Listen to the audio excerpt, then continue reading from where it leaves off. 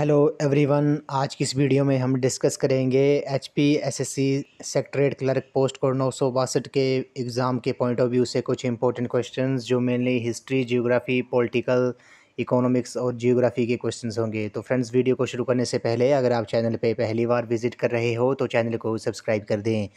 तो फ्रेंड्स, ये जितने भी क्वेश्चंस आज हम डिस्कस करेंगे ये प्रीवियस एचपीएसएससी हमीरपुर के एग्ज़ाम में ये क्वेश्चंस पूछे गए थे और इनके जो मैं आंसर बताऊंगा वो आंसर की के अकॉर्डिंग बताऊंगा। अगर आपको लगता है कि किसी क्वेश्चन का मैंने कोई आंसर गलत बता दिया है तो आप कमेंट सेक्शन में ज़रूर बताएं उस क्वेश्चन का करेक्ट आंसर क्या होगा। तो फ्रेंड्स, वीडियो को शुरू करते हैं। तो पहले प्रश्न में बोला गया कि सबसे पुराना वेद कौन सा है, विच इज़ द ओल्डेस्ट वेदा। तो सबसे पुराना वेद कौन सा है, ये ऋग्वेद जो है आपका सबसे पुराना वेद है। तो ऑप्शन नंबर ए जो है इस क्वेश्चन का करेक्ट आंसर है। अगला प्रश्न है, बौद्ध और जैन दोनों ने इस पर जोर दिया है। तो Buddhism and Jainism both gave stress on. तो बौद्ध और जैन दोनों ने किस पर जोर दिया है। क्वेश्चन नंबर 90 का जो राइट आंसर है वो आपका ऑप्शन नंबर बी है, अहिंसा पर इन दोनों धर्मों ने जोर दिया है। अगला प्रश्न है, सिंधु घाटी सभ्यता की खोज हुई थी। तो सिंधु घाटी सभ्यता की खोज कब हुई थी। क्वेश्चन नंबर 91 का जो राइट आंसर है वो आपका ऑप्शन नंबर डी है, 1922 में हुई थी। अगला प्रश्न है, मगध राजशाही के 6ठी शताब्दी बीसी के पहले राजा कौन थे। ये भी इंपॉर्टेंट क्वेश्चन है। तो क्वेश्चन नंबर 92 का जो राइट आंसर है वो आपका ऑप्शन नंबर ए है, बिंबिसार जो है इस क्वेश्चन का करेक्ट आंसर है। अगला प्रश्न है, भारत में पहली बार धातु के सिक्के उपयोग किए गए। The first metallic coin used in India was in. तो भारत में पहली बार धातु के सिक्के जो थे वो उपयोग किए गए थे कहाँ पर। क्वेश्चन नंबर 93 का जो राइट आंसर है वो आपका ऑप्शन नंबर डी है, बिहार और पूर्वी यूपी में। बिहार और पूर्वी यूपी में भारत में पहली बार धातु के सिक्के उपयोग किए गए थे। अगला है, मौर्य राजशाही को उखाड़ फेंका था। तो मौर्य राजशाही को उखाड़ किसने फेंका था। क्वेश्चन नंबर 94 का जो राइट आंसर है वो आपका ऑप्शन नंबर सी है, पुष्यमित्र शुंग ने। अगला है, सूफी संप्रदाय किस धर्म में बढ़ा।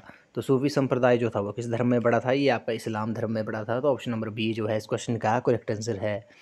अगला प्रश्न है, काकतीय राजशाही की राजधानी थी। तो काकतीय राजशाही की राजधानी क्या थी आपकी, बारंगल थी। क्या थी, बारंगल थी। ऑप्शन नंबर डी जो है इस क्वेश्चन का राइट आंसर है। अगला प्रश्न है, जब अकबर जवान थे तब उनके संरक्षक कौन थे। तो बैरम खान जो थे, जब अकबर जवान थे तब वो बैरम खान जो थे वो उनके संरक्षक थे। अगला प्रश्न, वास्को डी गामा भारत कब आया। तो वास्को डी गामा भारत 1498 में आया था। ऑप्शन नंबर सी जो है इस क्वेश्चन का राइट आंसर है। अगला प्रश्न है, कीर्ति स्तंभ चित्तौड़ में इनके द्वारा बनवाया गया था। तो फ्रेंड्स, इस क्वेश्चन में मुझे डाउट है। अगर आपको पता है कि इस क्वेश्चन का करेक्ट आंसर क्या है तो आपने कमेंट सेक्शन में जरूर बताना है कि कीर्ति स्तंभ जो है चित्तौड़ में वो किसने बनवाया था। अगला है, मथुरा कला विद्यालय इनके शासन में फला फूला। तो मथुरा कला विद्यालय जो था वो किसके शासन में फला फूला था। तो क्वेश्चन नंबर 100 का जो राइट आंसर है वो आपका ऑप्शन नंबर।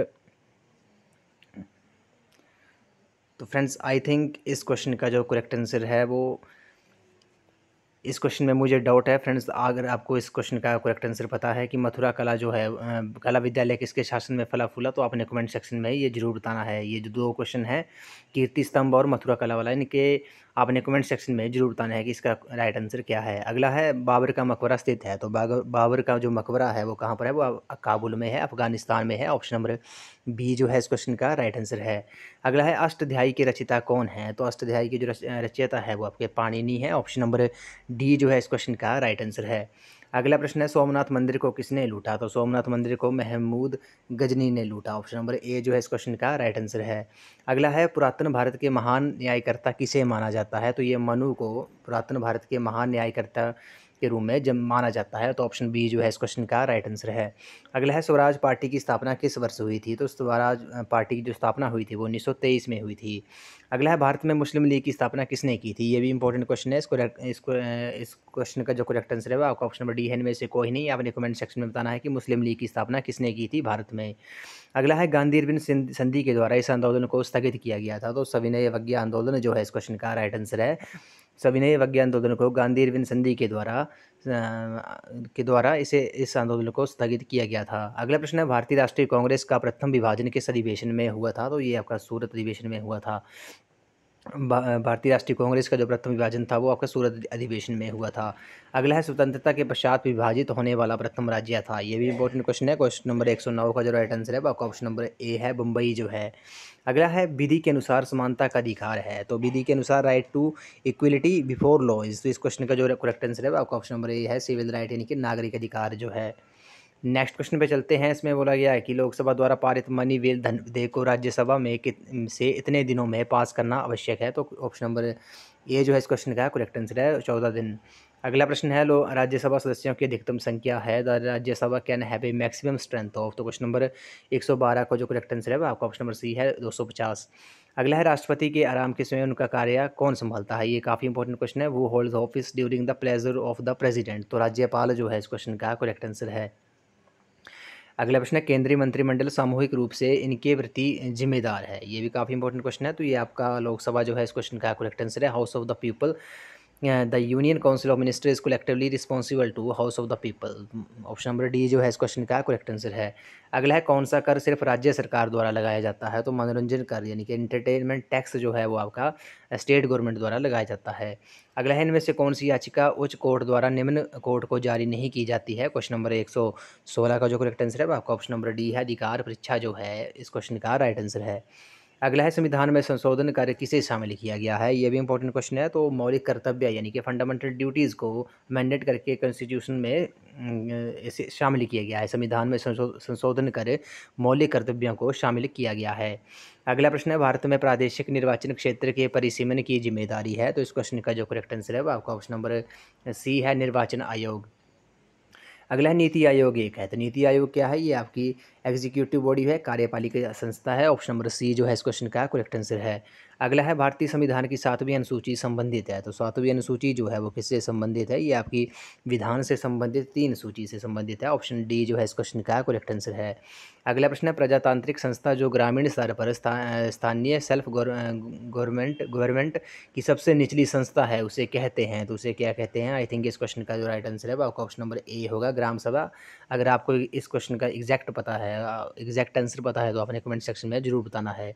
अगला प्रश्न है, लिखित संविधान की परंपरा किस देश से शुरू हुई। तो ये आपकी अमेरिका से हुई थी। ऑप्शन नंबर डी जो है इस क्वेश्चन का करेक्ट आंसर है। अगला प्रश्न है, प्रथम लोकसभा के स्पीकर कौन थे। तो जीवी मामलकर जो थे वो फर्स्ट स्पीकर थे किसके, लोकसभा के। अगला प्रश्न है, कौन सा ग्रह पृथ्वी के सबसे दूर है। तो वरुण जो है, नेपच्यून जो है इस क्वेश्चन का करेक्ट आंसर है। अगला प्रश्न है, विषुव होता है जब सूर्य सीधा ऊपर होता है। तो इस क्वेश्चन का जो करेक्ट आंसर है वो आपका ऑप्शन नंबर डी है, इक्वेटर यानी कि भूमध्य रेखा पर। अगला प्रश्न है, यूएसए को कितने टाइम जोन में बांटा गया है। इस क्वेश्चन का जो करेक्ट आंसर है फ्रेंड्स, आई थिंक इसको 6 या फिर 9 में, 6 या 9 टाइम जोन में बांटा गया है। तो देखते हैं कि इस क्वेश्चन का करेक्ट आंसर क्या है। आपको अगर आपको पता है कि यूएसए को कितने टाइम जोन में बांटा गया तो अपने कमेंट सेक्शन में जरूर बताना है।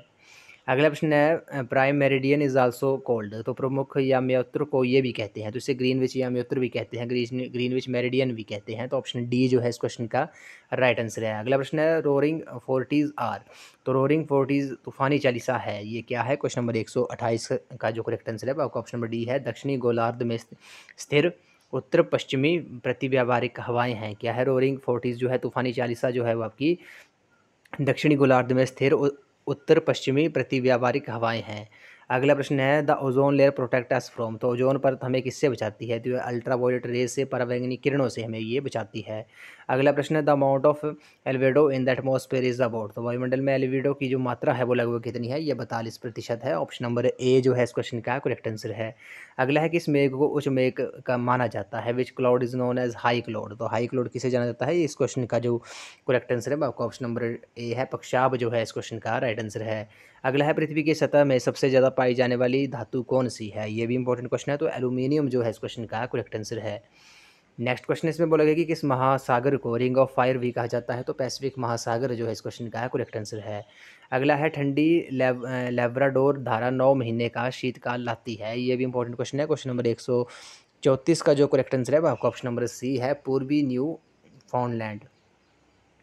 अगला प्रश्न है, दुनिया के गर्म मरुस्थल ज़्यादातर पाए जाते हैं इसके पास। तो दुनिया के गर्म मरुस्थल ज़्यादातर कहाँ पाए जाते हैं। क्वेश्चन नंबर 135 का जो करेक्ट आंसर है वो आपका ऑप्शन नंबर सी है, हॉर्स लैटिट्यूड में। अगला प्रश्न है, लीमा राजधानी है। तो Lima is a capital of. तो लीमा किसकी राजधानी है, ये आपकी पेरू की है। ऑप्शन नंबर डी जो है इस क्वेश्चन का राइट आंसर है। अगला प्रश्न है, कौन सा देश पूर्णतः दक्षिणी गोलार्ध में स्थित है। ये भी इंपॉर्टेंट क्वेश्चन है। तो तंजानिया जो है, तंजानिया जो देश है वो आपका पूर्णतः दक्षिणी गोलार्ध में साउथर्न हेमिस्फीयर में ये स्थित है।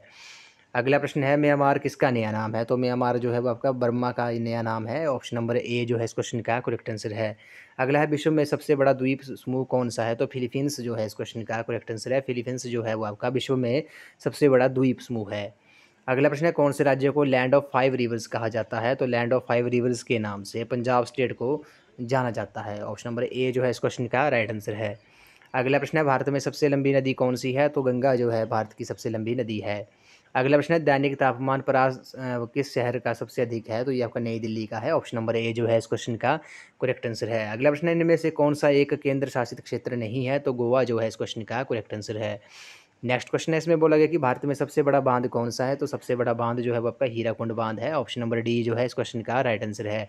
अगला प्रश्न है, यूरेनियम की खदानें भारत में कहाँ पर स्थित हैं? तो यूरेनियम की जो खदानें हैं वो आपकी जादूगोड़ा में है। ऑप्शन नंबर बी जो है इस क्वेश्चन का राइट आंसर है।